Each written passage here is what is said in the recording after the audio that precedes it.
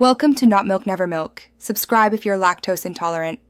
In this video, I will show how to make delicious waffles without any milk.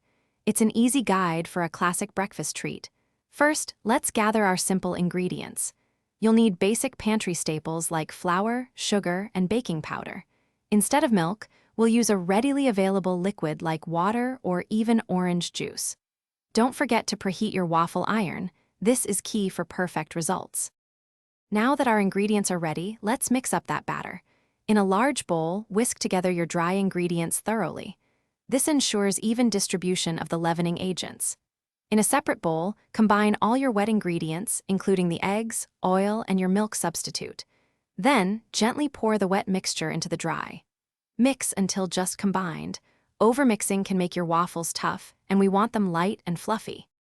With your batter mixed, it's time for the magic to happen on the waffle iron.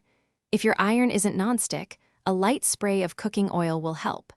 Carefully pour about 1/2 cup of batter onto the center of the hot iron. Close the lid and let it cook for approximately 3 to 5 minutes. You'll know it's ready when it's beautifully golden brown and steam stops escaping. Use a non-metal utensil to gently lift it out. Congratulations, you've made delicious waffles without milk. Now for the best part, serving them up.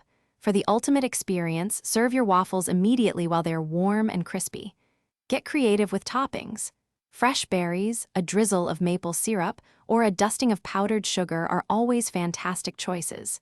If you happen to have any leftovers, store them in an airtight container. They can be reheated in a toaster for a quick breakfast later. Thanks for watching. If this was helpful, leave a like and consider subscribing. See you next time.